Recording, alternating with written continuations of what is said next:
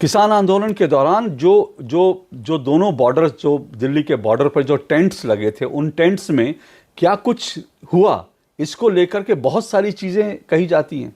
प्रमाण इसके सबके पास नहीं है। हम सब जानते हैं वहाँ पर जिस तरह से किसानों के लिए लगातार सब सुविधाएं जुटाई गई।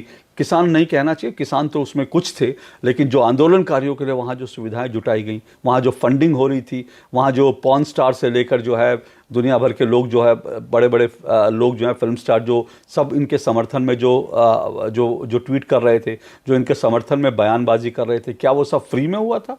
क्या उसके लिए पेमेंट नहीं गई थी?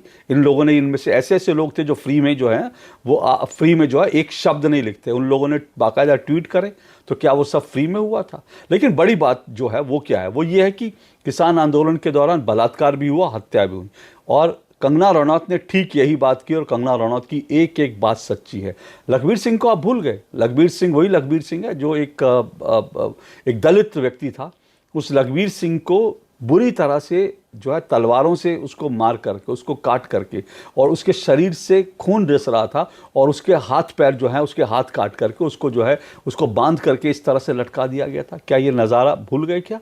ये लखबीर सिंह का बेटा जो है, लखबीर सिंह की तस्वीर लेकर आज भी इंसाफ की गुहार लगा रहा है, लेकिन लखबीर सिंह के परिवार को आज भी इंसाफ नहीं मिला। क्या वो किसान आंदोलन के दौरान नहीं हुआ था? और क्या किसान आंदोलन के जो टेंट्स लगे थे, क्या उसमें नहीं हुआ था? आप ये कह सकते हैं कि वहाँ पर कोई आया और कोई कुछ करके चला गया, और किसान आंदोलन के जो लोग थे, जो लोग आंदोलन कर रहे थे, क्या उनकी जिम्मेदारी नहीं थी?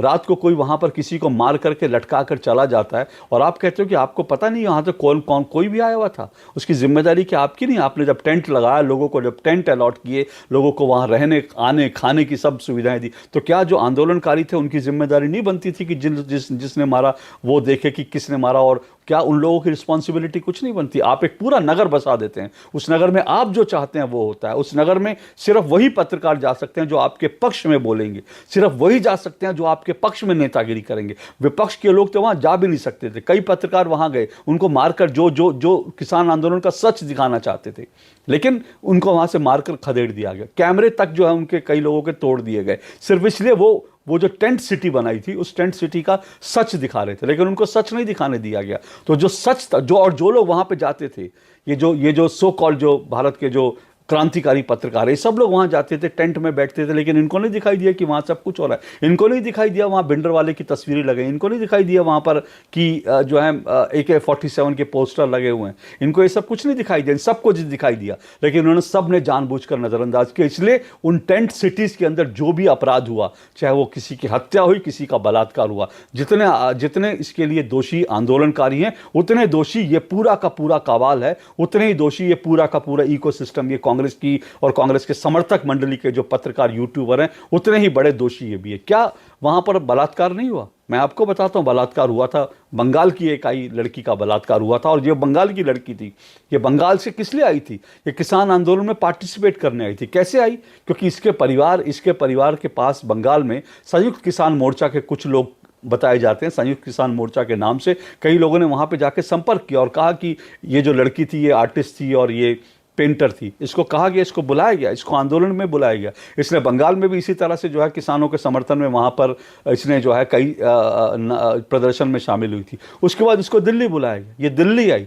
दिल्ली में आकर ये टेंट सिटी में रह रही थी, और वहाँ पर इसके साथ बलात्कार नहीं, सामूहिक बलात्कार हुआ। जी हाँ, सामूहिक बलात्कार हुआ। उसके बाद इसकी मौत हो गई। इसकी मौत होने के बाद इसके सामूहिक बलात्कार और मौत की खबर को 10 दिन तक दबाया गया। सोचिए आप, आपकी टेंट सिटी के अंदर क्या हो रहा है? आप कह रहे हैं कि कुछ हुआ ही नहीं। उसके अंदर एक सामूहिक गैंग रेप होता है, और उस गैंग रेप को 10 दिन तक दबाया जाता है। 10 दिन तक मीडिया को खबर नहीं लगने दी जाती। वो बेचारा, जिस लड़की का बलात्कार हो, उसका पिता जो है बंगाल से रोता बिलखता आया, तब जाकर उसने जो है ये कंप्लेंट लिखा। और कंप्लेंट भी उसने कैसे लिखाई? इसकी कंप्लेंट लिखाने में भी बहुत सारे लोग ये भी कह रहे हैं, कुछ मीडिया रिपोर्ट्स ये भी कह रहे हैं, इसको धमकाया गया था कि रिपोर्ट ना लिखवाए, लेकिन इसने थोड़ा हिम्मत करके रिपोर्ट लिखाई। लेकिन ये केस को कितना फर्दर आगे ले जाने के लिए तैयार है मैं नहीं जानता, क्योंकि वो लौट गया था। वो अब उसने अपनी बेटी खो दी। वो किससे इंसाफ मांगेगा? ये इन्हीं आंदोलनकारियों से जो घर से उसकी बेटी को बुलाकर आंदोलन में लेके गए थे। और इनके अंदर योगेंद्र यादव का भी नाम था। योगेंद्र यादव को भी इस बात की जानकारी जानकारी थी। तो कई लोगों को, जो तमाम बड़े बड़े नेता थे जो इस आंदोलन को लीड कर रहे थे, उनको इस गैंग रेप की जानकारी थी, लेकिन 10 दिन तक इस गैंग रेप की खबर को निकलने नहीं दिया। जब वो लड़की मर गई और जब उसका पिता आया तब जाकर एक कंप्लेंट लिखाई गई। 10 दिन तक इस गैंग रेप को छिपाने की कोशिश हुई थी।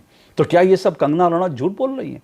वहां पर किसान आंदोलन के दौरान जो टेंट सिटी आपने बनाई थी, उस टेंट सिटी में क्या क्या कुकर्म हुए, उसका कच्चा चिट्ठा सिर्फ 2 चीज़ों से मिलता है। बाकी और भी बहुत सारी चीज़ें हुई, लेकिन सिर्फ जो 2 फैक्ट्स जो हमारे पास हैं, जो 2 पुलिस में रिपोर्ट हुए, वो जो हमारे पास हैं, उसमें सीधा सीधा ये है कि एक बलात्कार हुआ और एक वहाँ पर हत्या की गई। इसके अलावा कुछ लोगों को जलाकर मारने का भी एक जो है व्यापारी को जलाकर भी मारा गया था। कुछ और इंसिडेंट हुए थे, लेकिन ये सब इंसिडेंट जो हैं, आधे से ज़्यादा इंसिडेंट तो वहाँ दबा दिए गए।